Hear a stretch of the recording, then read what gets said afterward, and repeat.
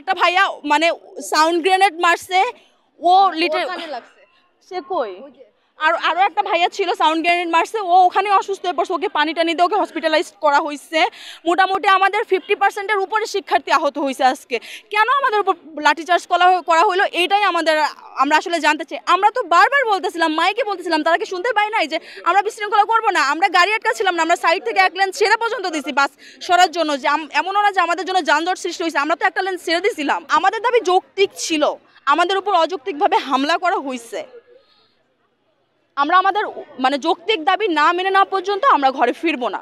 ওরা বলতেছে পালাই যা বলতে গিয়ে পিছন থেকে মানে আমি বাড়ি দিয়েছে, বাড়ি দেওয়ার পরে হচ্ছে গিয়ে ধাক্কা দিলে যখন পড়ে গিয়েছি, পড়ে যাওয়ার পর থেকে আমার গায়ের উপর থেকে পাড়িয়ে গেছে। মানে আমি যে উঠে দাঁড়ানোর মতো আমার শক্তিটা তারা দেয় নাই। যখন আমি উঠে দাঁড়িয়েছি, আমার সঙ্গে আমার একটা ফ্রেন্ড ছিল, আমাদের মাঝখানে গ্রেনেড ছুঁড়ে দেওয়া হয়েছে। আমার ফ্রেন্ডের কানের কাছে গিয়ে লাগছে, প্লাস আমার ফ্রেন্ড কান থেকে ব্লাড বের হয়েছে অনেকক্ষণ, আধা ঘন্টা থেকে 1.5 ঘন্টা ও হচ্ছে গিয়ে অজ্ঞান হয়ে পড়েছিল। আমাদের ফিমেল টিচারদের গায়ে হাত দেওয়া হয়েছে, আমাদের মেল টিচারদের গায়ে হাত দেওয়া হয়েছে। আমাদের দাবি হচ্ছে আমাদের অবৈধ বিউটি অপসারণ, নজরুল গ্যাং অপসারণ, এই অবৈধ বিউটির চেয়ারম্যান নজরুল ওর অপসারণ, এবং হচ্ছে আমাদের পার্মানেন্ট ক্যাম্পাসে স্থানান্তর। আমরা আমাদের এই দাবিগুলো নিয়ে আন্দোলন করে যাচ্ছি, কিন্তু আমরা গত 3 সপ্তাহ আন্দোলন করছি, আমরা কোনো ফলাফল পাই নাই। পরিশেষে আমরা আজকে আমাদের কর্মসূচি ছিল লং মার্চ টু শিক্ষা মন্ত্রণালয়। আমরা শিক্ষা মন্ত্রণালয়ে লং মার্চটা নিয়ে আসার পর আমরা প্রেস ক্লাবে কিছুক্ষণ অবস্থান করি।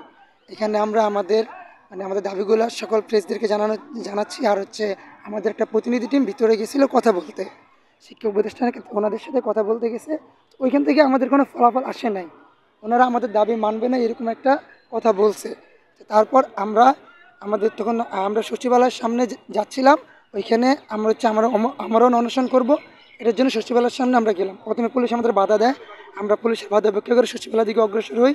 দেন সচিবালয় যখন ঢুকবো তখন আবার বাধা দেয়, ওইখানে আমরা বাধা ভেঙে আমরা ঢুকতেছি, তখনই পুলিশ আমাদের 2টা ছোটো ভাইকে লাঠিচার্জ করে।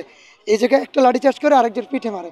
ওনাদেরকে জিজ্ঞেস করছি, ওনারা বলে আমরা লাঠিচার্জ করি না বাবা, এটা অন্য কেউ করছে। আচ্ছা, আমরা এখানে আর কিছু করি না, আমরা সচিবালয়ের সামনে আসছে নর্মালি বসলাম।